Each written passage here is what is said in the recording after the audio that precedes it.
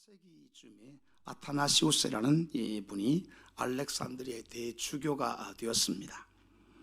이분은 그 당시 타락해가던 교회를 지켜내기 위해서 이단들과도 싸우고 교권주의자들과도 싸우면서 지켜내려고 최선을 다했습니다. 20년 동안 이 사역을 감당하면서 6번이나 추방을 나가는 박해를 경험하게 됐습니다. 타락한 교회의 교권, 그 다음에 로마 황제들이 자객을 보내서 이 사람을 죽이려고 최선을 다했는데 결국 그를 죽일 수는 없었습니다. 그래서 사람들이 그를 가리켜 말하기를 세상이 감당할 수 없는 사람이다 라고 이분을 평가하게 됐습니다. 그레고리라는 분은 이 아타나시우스에 대해서 이렇게 이야기를 했습니다. 그는 정말 겸손하고 낮은 데에 마음을 둔 사람이었습니다. 그의 덕행은 비길 데 없이 숭고했습니다. 그는 모든 사람에게 정중했고 그래서 모든 사람들은 그에게 쉽게 올 수 있었습니다. 그는 온유했고 친절했고 열정적이었고 상냥했습니다. 더욱이 그의 삶은 천사의 삶이었고 자신을 비난한 자들에게까지 항상 부드러웠습니다. 난폭한 대응을 하지 않았고 그의 삶은 항상 설교의 현장이었으며 누구든 그를 닮고 싶어 했습니다. 항상 하나님을 찬양하는 삶을 살았습니다. 부유한 자들의 부정을 지적하는 데 주저하지 않았고 겸한 자들에게 늘 자신을 낮추었습니다 라고 그분의 삶을 이렇게 평가했습니다. 정말 우리가 본받을 만한 제자도가 아닌가 하는 생각을 하게 됩니다. 자, 예수 그리스도를 영접하고 구주로 고백한 성도는 모두가 그리스도의 제자가 된 사람들입니다. 이런 의미에서 우리 역시도 예수 그리스도의 제자라고 할 수가 있겠습니다. 그러나 또 다른 의미에서 보면 우리는 그리스도의 제자가 아닐 수도 있습니다. 자, 법적인 차원에서 보면 예수님의 자녀가 예수님의 백성이 되었기 때문에 제자임의 일은 맞는데, 그러나 성경은 제자이면 제자다운 삶을 살아야 제자라고 말씀하지 신분이 제자가 되었다고 제자라고 표현하지는 않습니다. 아브라함의 혈통을 가지고 태어났다고 다 하나님의 사람이 아닌 것처럼 우리가 그리스도 예수를 구주로 고백한다고 해서 제자다운 삶을 자동적으로 살 수 있는 것은 아니라는 뜻입니다. 그러므로 우리는 제자로 부름받았으니 제자의 삶을 살아서 제자다움을 증명하시는 저와 여러분 되시길 바랍니다. 자, 우리가 살아가다 보면 이 본질을 잃어버릴 때가 있어. 열심히 공부했는데 내가 왜 공부했지? 열심히 출근해서 일을 했는데 내가 회사는 왜 다니지? 라고 생각이 들 때가 있는 거죠. 열심히 교회는 오늘 예배하는 가운데 내가 여기 왜 앉아있지? 그럴 수도 있다는 얘기입니다. 교회도 그렇습니다. 교회가 교회의 다음을 잃어버릴 때가 역사 중에 적지 않았습니다. 대표적인 시기가 바로 잘 아시는 대로 중세기죠. 중세 시기는 가장 교회가 교회답지 않은 시기였다. 교회의 문화는 부흥을 하고 다 요람에서 무덤까지 교회를 통하지 않고는 안 되었던 시대이긴 한데 가장 교회답지 않았던 시대가 바로 그 시대였습니다. 한 가지 예를 들어보면 중세 시대에는 수도원이나 성당에 유물, 성유물 해가지고 거룩한 유물을 모으는 그런 분위기가 있었습니다. 요즘도 가끔 보면 무슨 불상에서 눈물이 나더라, 성모 마리아 상에서 피눈물이 나더라, 그러면서 전 세계에서 그거 본다고 몰려가는 일들이 가끔씩 보도되지 않습니까? 예를 들어서 그런 겁니다. 이 중세 때는 성인들의 그 유골이나 그의 유품이 있으면 거기에서 신비한 능력이 나타난다고 생각을 해가지고 자기 성당이나 수도원에 더 많은 유물을 유치하려고 사람들이 애를 썼습니다. 심지어 수도사 중에는 이 유물만 전문적으로 훔치는 도둑 전문 수도사도 있을 정도로 그런 일이 있었어요. 도둑의 문화사라는 책에 나오는 내용을 하나 소개해드리면 중세시대 유골 도둑에 대해서 기록을 하고 있는데, 당시 사람들은 성인이라고 불리는 사람이 성 누구누구라고 불리는 사람들이 죽게 되면 그분들의 그 유골을 서로 가져오려고 했습니다. 신통력이 있다고 믿었기 때문이죠. 이 성유물이 많이 있는 성당과 수도원에는 순례객들이 너무너무 많이 옵니다. 거기서 뭔가 영험한 기운이 온다고 믿었기 때문이겠죠. 그러니까 헌금이 막 쌓이기 시작하고 헌금이 점점 많아지니까 땅을 계속 사는 거예요. 수도원이 땅들이 뭐 어마어마하게 커지기를 시작하는 겁니다. 자, 심지어 어떤 일이 있는 거니까 이 성유물을 어떻게 하면 더 많이 우리 성당에다 가져올까라고 생각을 하다가 생각해낸 방법이 살아있는 성자들을 죽이자는 거예요. 성 누구누구를 미리 죽여서 그 뼈를 가져오자는 과정으로 살해하는 일까지 일어날 정도로 교회가 너무나 왜곡된 시기가 있었습니다. 우리가 잘 아시는 토마스 아퀴나스라는 분을 아시잖아요. 이분이 스콜라 철학의 집성자인데 1274년 수도원에서 병으로 이제 소천을 합니다. 그랬더니 죽자 말자 큰 가마솥에 끓여가지고 수많은 수도원들이 쫙 뼈를 나누어서 가져갈 정도로 이렇게 유물유치에 혈안이 되어 있던 시기가 있었습니다. 왜 여기에 목숨을 걸까요? 기독교의 본질을 잃어버렸기 때문입니다. 정말 중요한 것이 뭐겠습니까? 하나님의 말씀이죠. 그것들을 모르니까 유물이 있으면 최고인 줄 아는 거예요. 오늘날도 우리가 이런 경향이 없지 않습니다. 교회가 크면 최고야. 수백 수천억 들여가지고 어마무시하게 채워놓으면 최고 이 시대 유물과 같은 효과가 있는 것 같습니다. 수많은 사람들이 몰려들잖아요. 또 쫙 프로그램을 깔아놨고 전문가들을 불러서 하기에 부족함이 없어요. 그런 데 가보면 뭐 수많은 프로그램들이 돌아가고 우리나라 최고의 강사들이 와서 프로그램을 진행을 합니다. 그러니 얼마나 가면 좋겠어요. 그런 일들이 빈지 않죠. 우리 역시도 오늘날 신앙생활을 하면서 이 신앙의 본질을 잊지 말아야 합니다. 그리고 교회는 교회다움을 잃어버리지 말아야 합니다.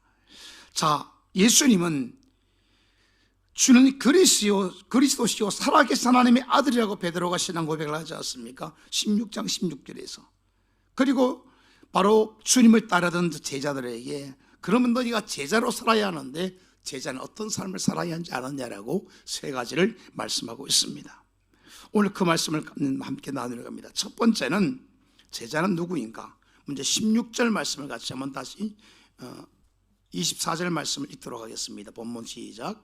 이에 예수께서 제자들에게 이르시되 누구든지 나를 따라오려거든 자기를 부인하고 자기 십자가를 지고 나를 따를 것이니라. 아멘. 자, 제자가 누구냐? 첫 번째는 자기를 부인하는 자가 제자입니다. 제자 되는 가장 기본적인 태도와 요소가 자기 부인에 있다는 사실입니다. 제자는 자기의 성을 쌓는 사람이 아닌 거죠. 자기 왕국을 만드는 것이 아닙니다. 우리 교회에서도 제자 훈련을 하잖아요. 제자 훈련을 잘못하면 목사의 제자를 삼을 수가 있습니다. 그건 아닌 거죠. 예수 그리스도의 제자를 되도록 도와주는 것이 제자 훈련인 거죠. 자기 왕국을 만드는 목회는 바른 목회라고 할 수가 없습니다. 다른 번역 성경에 보면 자기를 부인하고 라는 말을 자기를 버리고 라고도 번역을 하고 있기도 합니다. 자기를 비운다는 말 무슨 말입니까? 불교에서 말하는 무아지경이 된다는 뜻인가? 그건 아니겠죠. 자기를 학대하는 것이냐, 마음에 돌을 닦는 것이냐, 그런 것은 아닙니다. 예수님이 말씀하신 자기 부인은 자신이 자기의 인생의 주인이라고 한 그 자리에서 내려오는 것을 말합니다. 내가 주인이 아니라는 거죠. 그리스도 예수님이 우리의 주인입니다. 모든 결정권이 주님께 있는 것이고 주재권이 주님에 있는 것이고 나에 대한 소유권이 주님에 있다는 사실을 인정하는 것이 자기를 부인하는 것이고 자기를 버리는 것임을 우리는 알아야 합니다. 우리가 잘 아시는 성경 말씀처럼 예수께서 죽으시고 부활하신 것을 통해서 바로 이제는 내가 사는 것이 아니요 내 안에 그리스도가 사신다고 그랬어요. 우리가 사는 목적이 뭡니까?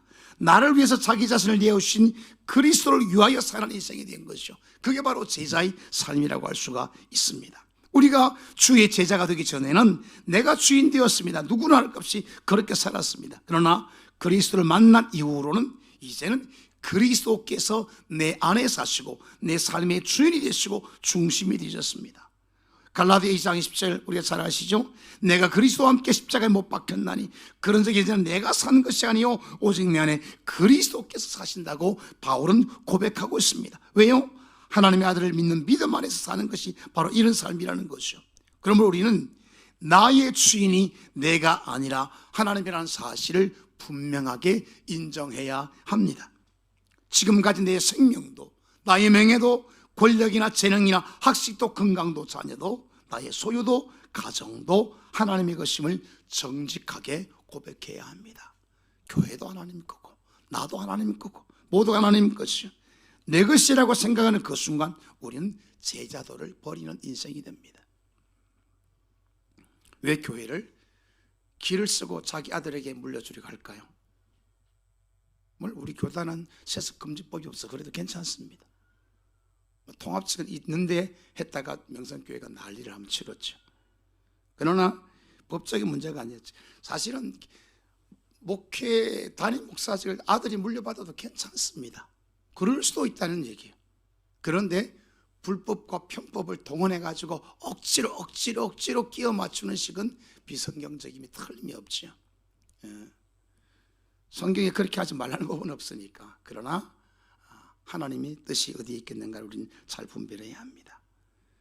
내 것이라고, 내 교회라고 생각하니까 그런 불법이 드러나고 편법이 동원이 되는 거죠. 이 아까운 내가 세운 내 교회를 어떻게 다른 사람에게 물려줄 수가 있어? 내 아들한테 물려줄 수가 있어? 이렇게 되는 거죠. 교회는 그리스도의 것입니다. 저도 담임 목사를 하고 있지만 제가 임기가 되면 조용히 이제 물러나야 되는 거죠.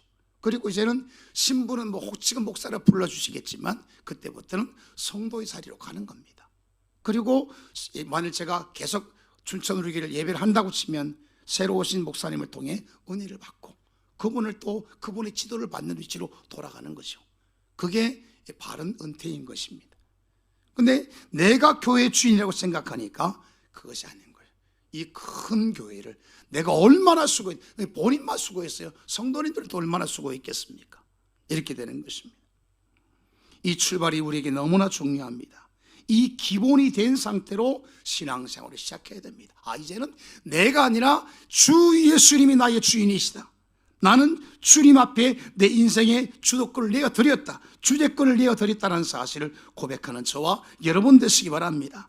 정말 신앙생활에 성공하려면 내가 누구인가에 대한 분명한 고백이 있어야 됩니다. 나는 그리스도의 자녀다, 하나님의 자녀다, 하나님의 백성이다, 내 주인은 하나님이시다, 그리스도 예수시다. 이 고백이 분명해야 됩니다.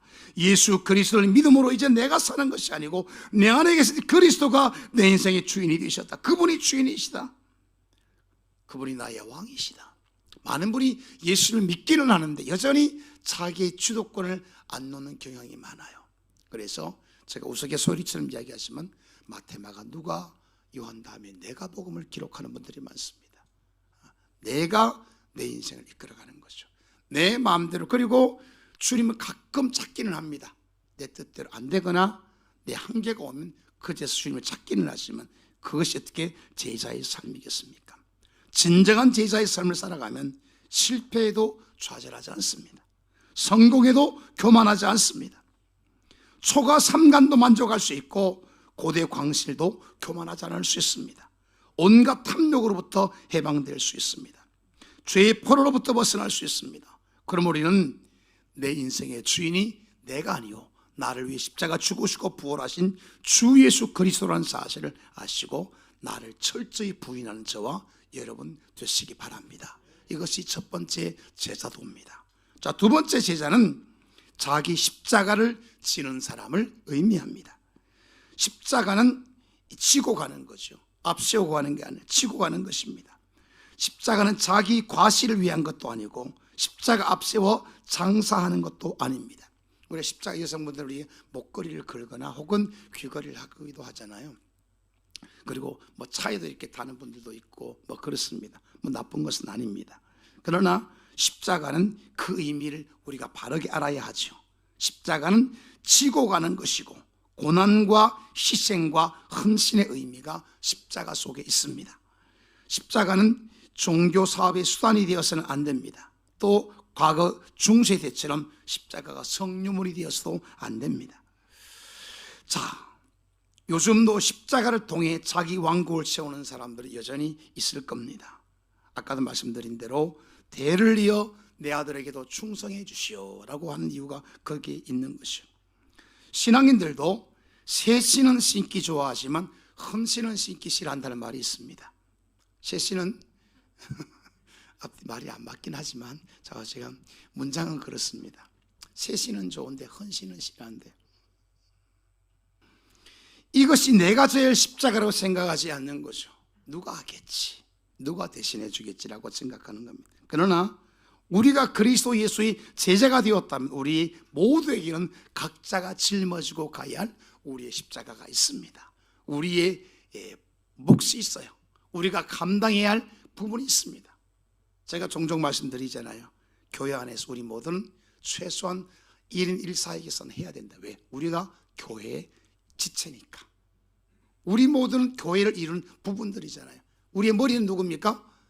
그리스도 예수십니다. 우리는 이 나머지 모든 몸의 지체를 우리가 이루고 있어. 어떤 사람은 엄지손가락, 어떤 사람은 새끼손가락, 어떤 사람은 발가락, 다 그 부분을 우리가 이루고 있는 것입니다. 그런데 나는 엄지손가락에 아무것도 안 할래. 나머지 니들이 다 해. 그럴 수도 있죠.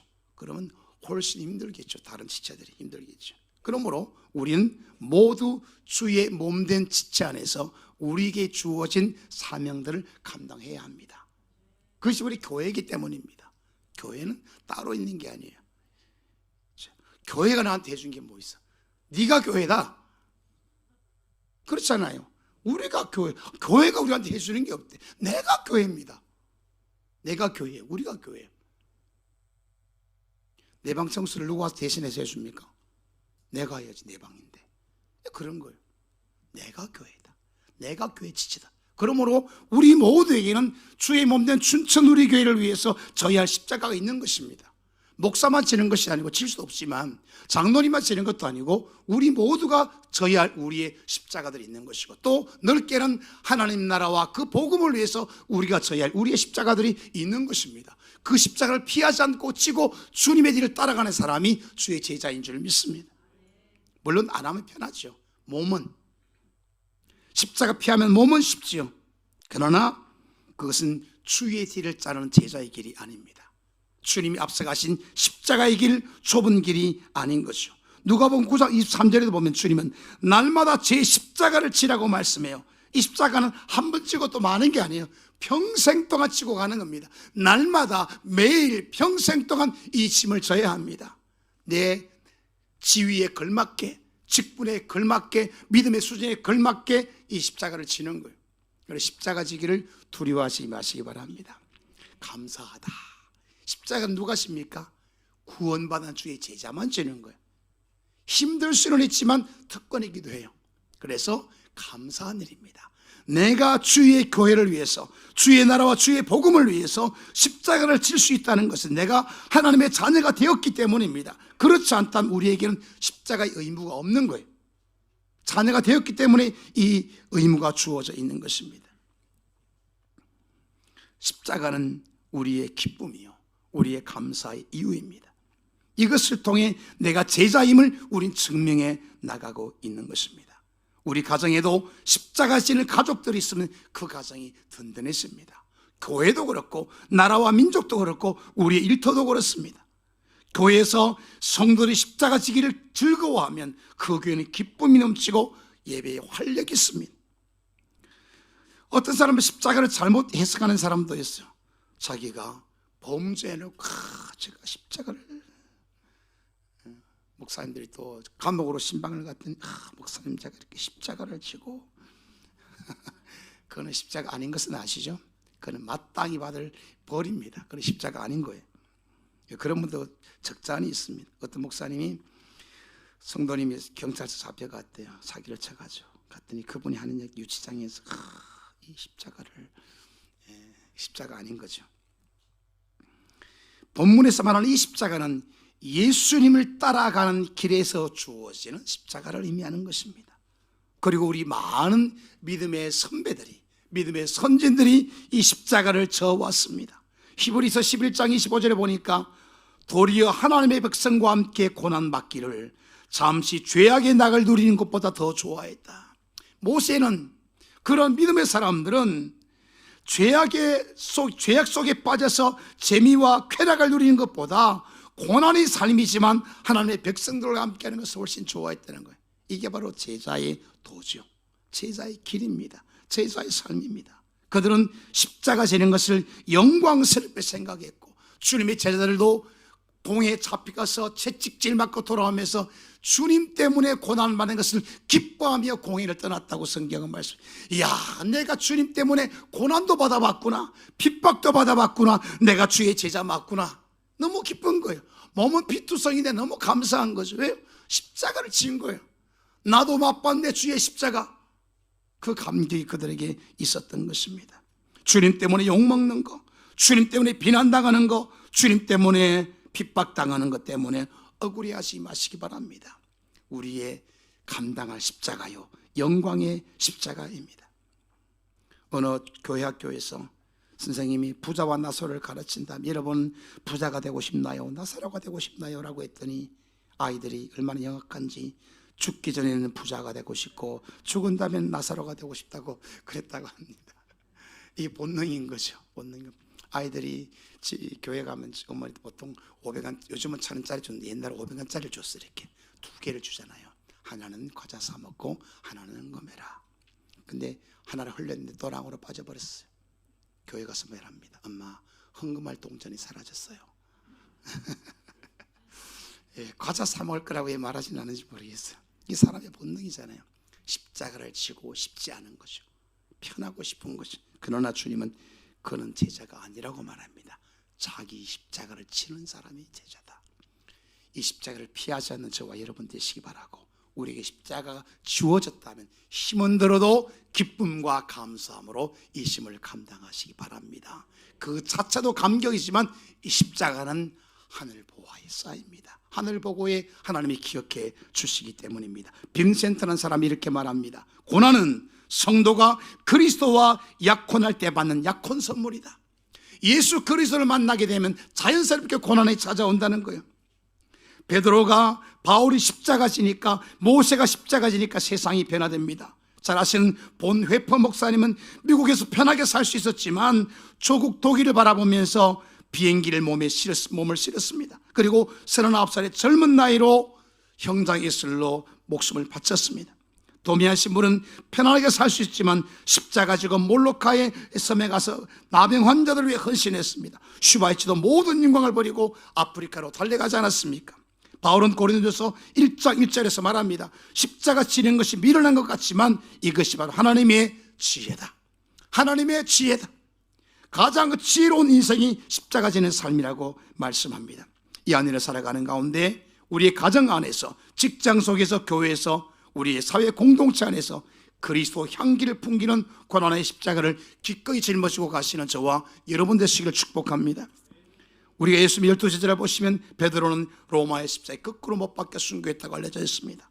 마가는 알렉산드리아에서 기도하며 순교했고, 빌립은 소아시아에서 십자가 지고 죽었고, 바돌로메는 몸에 가죽이 벗겨 죽었고, 도마는 인도에서 나는 예배한다고 소리치다가 순교했고, 마태는 에디오피아의 창에 찔려 순교했고, 마띠아는 예루살렘에서 돌에 맞아 쓰러지는 목베임을 당했고, 안드레는 에데사에서 십자가 못 박혀 순교했고, 누가는 헬라에서 감람나무에 매달려 죽임을 당했고, 사도 요한은 100세까지 온갖 시련을 겪다가 죽어간 살아있는 순교의 삶을 살았던 것이 12제자의 모습입니다. 우리도 욕심 많은 사람이라 예수님을 통해 무엇을 이루고 싶어 하는 데만 마음이 쏘일 수 있습니다. 주님 때문에 뭘 좀 받아볼까, 뭘 이루어볼까, 무슨 복을 받아볼까 라고 생각할 수 있습니다. 물론 그런 복이 없다는 뜻이 아닙니다. 그러나 우선순위가 틀렸습니다. 십자가 지는 것이 앞섭니다. 먼저입니다. 그러면 주님 우리에게 필요를 따라 은혜와 복도 허락해 주실 것입니다. 제자의 본질은 날마다 자기 십자가를 지고 살아가는 데 있습니다. 어떻게 하면 십자가를 질까를 늘 고민하셔야 됩니다. 피할까를 찾지 말고 어떻게 하면 십자가를 잘 지고 주님의 일을 따를까를 늘 고민하신 저와 여러분 되시기를 축복합니다. 자, 마지막 세 번째 제자는 예수님을 따르는 사람입니다. 우리가 과거에 목적이 이끄는 삶을 단연간 쭉 스터디한 적이 있지 않았습니까? 사람의 인생의 목적이 참 중요하고 목표가 중요하죠. 우리 인간에게 있어서 인생의 목표는 바로 삶에 대한 가치를 표현하는 것이기 때문에 중요합니다. 내가 무엇에 가치를 두고 살아가느냐가 내 인생 목표로 드러나기 때문입니다. 우리는 예수님을 쫓는데 그 가치와 목표를 두어야 합니다. 주님을 따라가는 것이 명예를 얻고 돈을 얻고 권력을 얻고 교회가 커지고 많은 일을 하고 그게 문제가 아니라 주 예수 그리스도를 온전히 따라가고 있는 것가 중요한 제자의 모습인 것입니다. 우리는 우리의 구원자 메시아 역사의 주인이신 예수 그리스도를 따르는 이 삶에 우리 인생의 최종 목표를 두고 따라가야 합니다. 우리가 어떤 자리에 있든지 무엇을 사는 사람이든지 어느 때든지 상관이 없어요. 슬프든지 괴롭든지 부하든지 병들었든지 상관없습니다. 오직 예수 그리스도를 따르고 있으면 그 사람은 어떤 형편에서도 성공하는 제자입니다. 그러나 아무리 겉으로 형통해도 주님을 따르고 있지 않다면 그 사람은 제자가 아닌 거죠. 승리한 것이 아닙니다. 제자는 오직 주님을 따르는 사람이고 주님의 길을 가는 사람입니다. 어떤 경우라도 나는 주를 따라가겠습니다 라고 하는 사람이 제자라는 것입니다. 주님이 제자를 부를 때에 나를 따르라 라고 부르세요. 너는 나를 따르라, 나를 따르라. 계속 쫓아가야 한다는 것입니다. 베드로가 주님 그리스도시오 살아계신 하나님의 아들이라고 고백했는데 잠시 후에 주님이 십자가 고난을 말씀하니까 십자가 지시면 안 된다고 이야기합니다. 그때 주님이 뭐라고 말해요? 23절에 보면 사탄아 내 뒤로 물러가라 라고 주님 말씀합니다. 자, 예수님을 위해 주는 것 같지만 십자가 못 지게 하는 것이 그는 예수님을 넘어지게 하는 자였습니다. 하나님의 일을 생각지 않고 사람의 일만 생각하는 거예요. 주님이 죽으시면 안 되죠. 늘 우리 곁에 계시고 우리를 지켜주시고 이 땅의 왕이 되셔야지 하는 것은 사람의 생각인 것이죠. 주님의 뜻이 아닌 것입니다. 오늘 우리가 명심해야 할 부분입니다. 주의 제자는 주님만을 쫓는 사람이어야 합니다.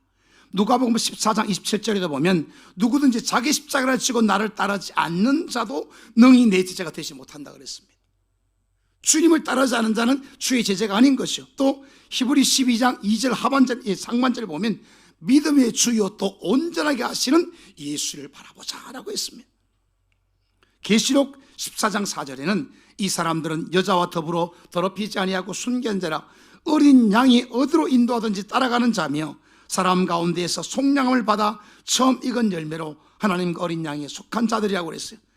하나님과 어린 양에 속한 자, 즉 어린 양이 어디로 인도하든지 따라가는 자며 라고 했습니다. 이 제자라는 것이죠. 주님을 따라가는 삶이 제자의 삶입니다. 물론 고통도 있습니다. 늘 고통스러운 건 아니지만 돈을 따르고 명예를 따르고 권력을 따르는 길보다 더 행복하고 평안하고 복된 길이 주님을 따라가는 길이라는 사실을 의심치 말고 믿으시기 바랍니다. 그 길이 정말 복된 길입니다. 말씀을 마무리하도록 하겠습니다. 우리는 그리스도 예수의 제자가 되었습니다. 하나님의 은혜 때문에 주님의 십자가 희생 때문에 이 놀라운 특권을 우리가 받게 된 거예요. 그렇다면 우리는 이 제자가 그저 주어진 것이 아니고 하나님의 엄청난 은혜로 주어졌다는 사실을 알고 이 일에 우리가 헌신해야 합니다. 제자의 삶을 살아야 합니다. 그러므로 자기를 부인하는 일에 인색까지 마시기 바랍니다. 온전히 나를 부인하고 내 성을 쌓지 말고 나를 주님께 철저히 맡겨야 합니다. 두 번째는 자기에게 주어진 십자가를 기꺼이 지는 사람이 제자입니다. 편한 것, 쉬운 것 찾는 것은 제자의 태도가 아닌 것이요. 주님 부족하지만 내게 맡겨진 십자가 기쁨으로 지고 주님의 가신 앞길을 걸어가 보겠습니다 라고 하는 것이 제자라는 거예요. 오늘 제자가 안 되려고 하니까, 십자가 안 되려고 하니까 오늘 교회가 욕을 먹지 않습니까? 편한 길을 가려고 하니까. 그리고 우리는 오직 주님만 따라가는데 우리의 목표가 정해져야 합니다. 이 길이 주님을 따라가는 길인지 주님을 멀어지는 길인지를 늘 점검해보고 주님을 따라가는 길이라면 내가 어떤 자리에 있는 것도 상관없고 어떤 집이라도 상관이 없는 거예요. 그래서 자기를 부인하고 자기 십자가를 지고 오직 주님만 따라가는 참 제자로 이 한 해뿐 아니라 평생을 살아가시는 저와 여러분 되시기를 주님 이름으로 축원합니다. 아멘. 찬양하도록 하겠습니다.